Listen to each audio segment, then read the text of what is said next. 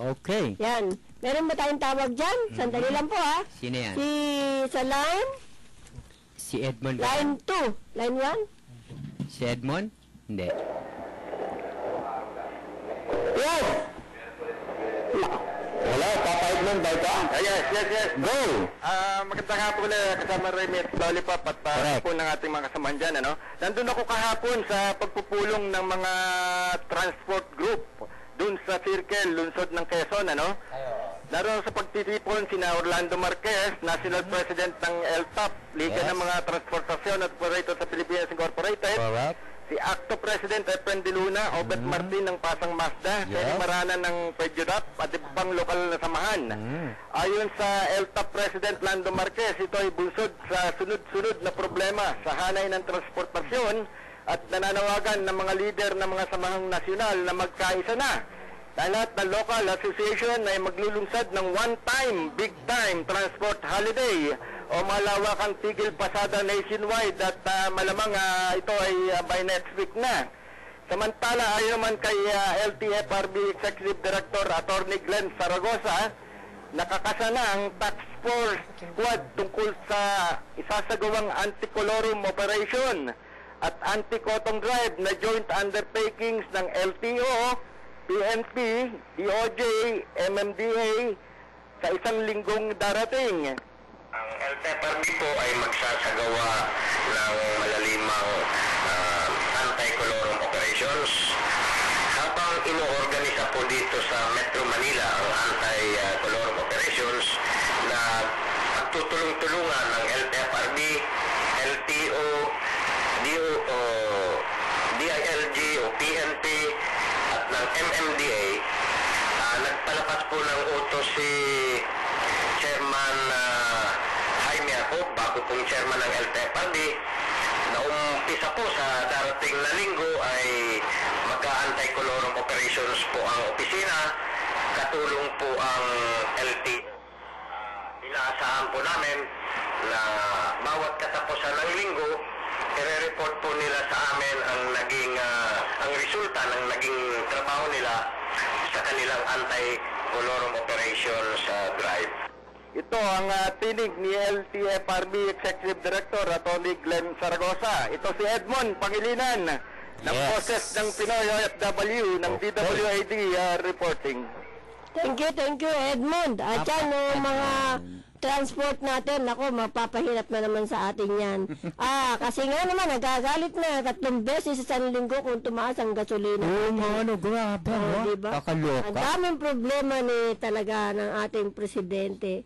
Kasi uso ang double cross dito sa atin eh. Exactly. Sa bansa natin, mga double cross, ang dami-dami. Correct. Diba? Nakakaloka.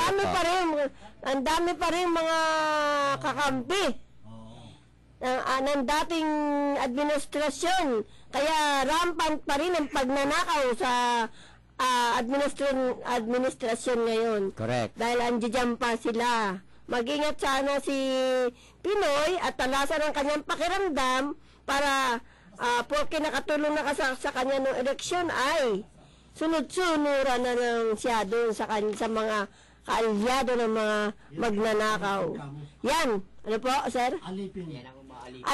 Maalipin sa kanya. Sana po, mapag-isipan niya mabuti yung talagang tutulong at talagang naman napakarami na sa kanyang paligid ang gustong pumwesto pero hindi niya alam yun pala ay mga pansarili lamang. Yan po, di ba? Ano pa masasabi niyo dyan, sir? Peter? Sa akin lang kinakailangan medyo screen mo na yung kanyang pupwesto para nakikita niya kung para sa gobyerno ba ito o pang sarili. Isa-isahin niya muna. Yun nga wala na yatang oras para isa-isahin Lagi na lang merong sumisip-sip sa kanyang likuran, di ba? Exactly. Sinisip-sip at sabi, pwesto mo to, yung pala Kalaban, yung pala kakampi, isa pang administrasyon, di ba? Kaya tuloy, nagkakabulilyaso lahat ang ginagawa kaparis ng CBOC. Alvarez, di ba? Chairman Alvarez. Nakatuklas siya ng mga anomalya. Ba't di Tapos siya pa inaalis. Tapos siya ang inalis. Ano ba Ay, yan? natuklasan niya ang mga anomalya nangyari, yung mga pagnanakaw. Hanggang ngayon, nakita na nga niya yung mga ninakaw na mga container vans. Yung isa nandun sa Caloocan, may lamang bigas, Ang may resulta, lamang asukal. tinanggal Ang siya. resulta, siya na ang nakaalam, siya pa ang Tinanggal. tinatanggal. Kaya mag-ingat-ingat sana ang ating Ano na, sindikato siya. Alam nga niya. Eh kasi nga, yung mga... Pinopolitika lang yan. Oo, yung mga dating nandoon na kaalyado, Hindi siya ay, tinulungan. hindi, kaalyado ng dating mga magnanakaw, kaya ayun, siya ang tinatanggal kasi hindi na nga naman sila makakakurakot. Correct. Ando din pa si Exactly. BOC chairman. O, Pero yung diba? magandang ginawa, siya tinanggal. Ano Oo, ba yan? diba? Sobra naman, sobra ng corruption. Ang dami-daming corruption na Correct. nangyayari dito sa ating bansa. Ang sobra na, ang antindi-tindi ng mga katiwalian Correct. na hindi matugunan ng ating presidente. Kasi sa dami ng mga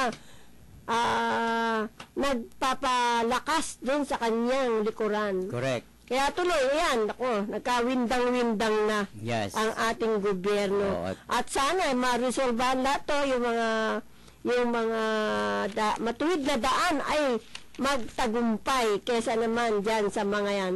At Yes. kasi meron mga mabatas ng mga nasasagasaan, di ba? Oo. Nasasagasaan, yung mga kampi nila, yung mga alyado nila dyan, na nilagay nila dyan, ay nasasagasaan din. Kaya nagkampi-kampihan sila para matanggal yung isang may mabuting ginagawa at sila ipagpatuloy nila ang kanilang mga ginagawang katiwalian. Yes. At sino yung mambabatas na yun, na galit sa Sino BOC yun? Commissioner? Sino yun? Dahil nabuko ang kanyang Sino yan? katiwalian Kukurutin ko tungkol sa yan. smuggling activities. Kukurutin ko yan. Sino Sino? kaya yan? Nako. Sino ba yan? Yan, ako, sobra nang ginagawa yan.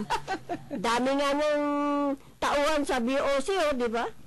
Kaya tuloy, yan. Pinagkaisahan si chairman. Yes. Yun naman sa ano natin, di ba? Oo. Yun sa nakikita ko, pinagkakaisahan, kasi Correct. gumawa ng mabuti, Correct. para hindi nila maipagpatuloy ang kanilang mga kasamaan. Tama. At di ba? bago yan, Tita Remy, may panawagan lang ako, ha?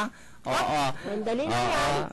Inaanyayahan ko lang po sa September 12, ayan, 9 a.m. Pwede magsama-sama po tayo at tayo po ay magtipon-tipon sa harap ng DOJ para sa ating peacefully rally at gaganapin po yan 9 a.m. sa harap ng DOJ sa panguna ng Lapid Fire at ang ano po nito para patalsikin sa pwesto si Laila De Lima. Ayan. Oh, yan. Diba? Sama-sama po tayo. Ipahayag po natin ang inyong mga damdamin dahil sa mga walang nagagawa nito si De Lima sa DOJ.